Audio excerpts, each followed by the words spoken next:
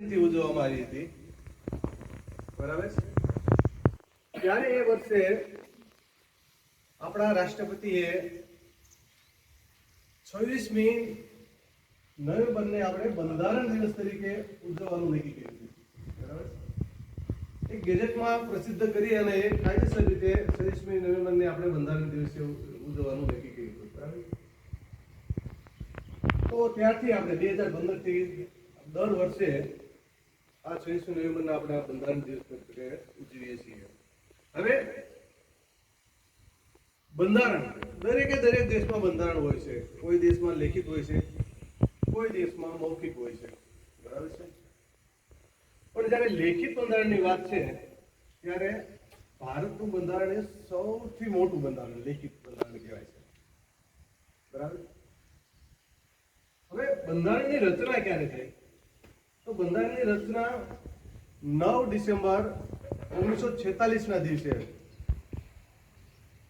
આખા ભારતમાંથી 389 જેટલા સભ્યો ભેગા થઈ અને આ બંધારણ રચના કરવા માટે ચૂંટાઈને આવ્યા અને એક બંધારણ સભા નક્કી કરવામાં આવી. કાર્યકારી પ્રમુખની વાત કરતા પછી કાયમી પ્રમુખ રાજેન્દ્ર પ્રસાદ નક્કી કરવામાં આવ્યા, બરાબર, બંધારણ સભાના પ્રમુખ.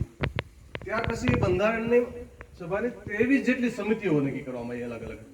એમાં જે મુખ્ય સમિતિ જે કહેવાય એ ડ્રાફ્ટિંગ કમિટી કહેવાય, બરાબર, મુસદ્દા સમિતિ, કે જે સમિતિ આખો બંધારણના જે મુદ્દાઓ છે એ આખા એની પાસે તૈયાર કરીને રાખવાના, બરાબર. તો આ સમિતિ સૌથી મહત્વની સમિતિ હતી અને આ સમિતિના જે કાંઈ અધ્યક્ષ હતા એ ડોક્ટર બાબા સાહેબ આંબેડકર હતા.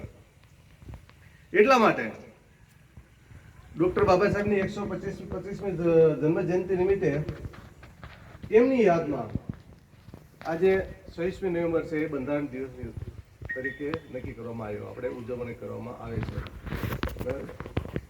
હવે આપણા બંધારણની વાત કરીએ તો આપણા બંધારણ એ દુનિયાનું સૌથી મોટું લેખિત બંધારણ છે, બરાબર. એમાં 444 જેટલી કલમો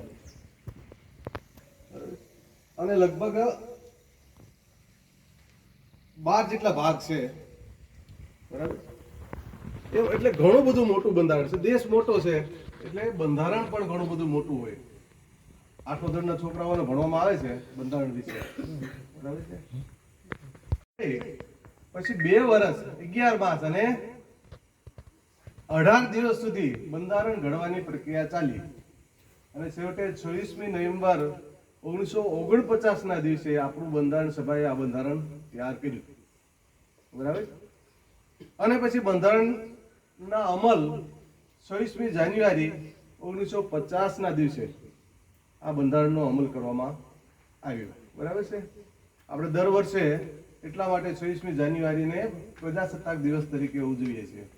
અને જે રીતે 15મી ઓગસ્ટ વખતે આપણે સ્વાતંત્ર્ય સેનાનીઓ જેને આઝાદીમાં આપણને આપણા દેશને આઝાદી અપાવવામાં ઘણો બધો ફાળો આપ્યો એને યાદ કરીએ છીએ, એવી જ રીતે આપણે 26મી જાન્યુઆરીએ આપણા દેશની જે કાંઈ બંધારણ ઘડ્યું છે એ બંધારણના સભ્યોને આપણે યાદ કરીએ છીએ એટલું છે, બરાબર. તો જેણે ખૂબ જ મહેનત કરી અને આખા દેશનું બંધારણ ઘડ્યું અને તે દિવસે આપણા દેશનો પ્રજાસત્તાક દિવસ તરીકે ઉજવવાનું નક્કી કર્યું, બરાબર. ચાલો હસ્ત. હવે